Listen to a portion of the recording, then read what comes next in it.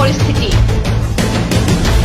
হোজাই জিলা কংগ্ৰেছ সমিতিয়ে মূল্য বৃদ্ধি নিবনুৱা সমস্যা কৃষক আইন আদি বিভিন্ন দাবী চাইকেল ৰেলী কৰি উপায়ুক্ত কাৰ্যালয়ৰ চৌহদত সাব্যস্ত কৰে প্ৰতিবাদৰ অন্তত কংগ্ৰেছৰ প্ৰাক্তন মন্ত্ৰী অৰ্ধেন্দু কুমাৰ দে প্ৰাক্তন বিধায়ক স্বপন কৰকা আদি কৰি প্ৰতিবাদ কৰি থকা কংগ্ৰেছ কৰ্মীৰ এটি দলে উপায়ুক্তৰ জৰিয়তে অসমৰ ৰাজ্যপাললৈ স্মাৰক পত্ৰ প্ৰেৰণ কৰিবলৈ উপায়ুক্তৰ কাৰ্যালয়ত সোমাওঁতে লাগে অথন্তৰ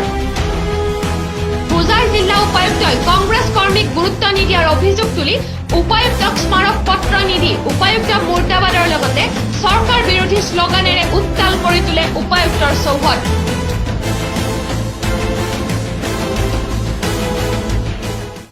আমি হোজাই ডিস্ট্ৰিক্ট কংগ্ৰেসেৰ ফলেৰ পৰা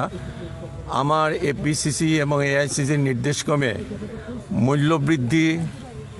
আনএমপ্লয়মেন্ট তাৰপিছতে আপনাৰ কৃষক আইন বিৰোধী এইটোৰ ব্যাপাৰে আমি আজি একটা মেমোৰেন্ডাম দিবলৈ ইয়াতে আহিছিলোঁ আপোনালোকে দেখিছে গেটেৰ বাহিৰতে আমি বহুত সময় থিয় হৈ আছিলোঁ তাৰপিছতে তেখেতে আমাক যাবলৈ দিলে তাতে যাওয়াৰ পিছতে তেখেতে ক'লে যে আপোনালোকে 1 মিনিট পিএৰ থ্ৰুতে খবৰ দিলে যে 1 মিনিট আমি বহিব লাগিব আমি 1 মিনিট নহয় 10 মিনিটে বহিলোঁ তেখেতে ওলাই চিধি আৰু এটা মিটিঙত গুচি গ'ল কনফাৰেন্স হলত গুচি গ'ল আমি ৰিকুৱেষ্ট কৰিলোঁ তেখেতে পিএক যে তেখেতে কওক যে আমি মেমোৰেণ্ডামটো তেখেতে হাতত দি আমি গুচি যাম পিছফুলি তেখেতে এটা কেয়াৰেই নকৰিলে তেতিয়া আমি ক'লোঁ যে আপনি দরজা বন্ধ করে রাখছে আমি দরজাটা অলপ খোলক খুলি আমি খালি একটা কথা কই আমি গুচি যাম তেতিয়া তেখেতে জোৰ জবৰদস্তি কৰি তেখেতে ক'লে দৰজা খুলিলে খোলাৰ পিছতে আমি ক'লোঁ যে ডেপুটি কমিশনাৰ সাহেব we are not going to submit the memorandum to you as you are behaving not properly হ্যাঁ আজি তেখেতেৰ নিচিনা এজন অফিচাৰ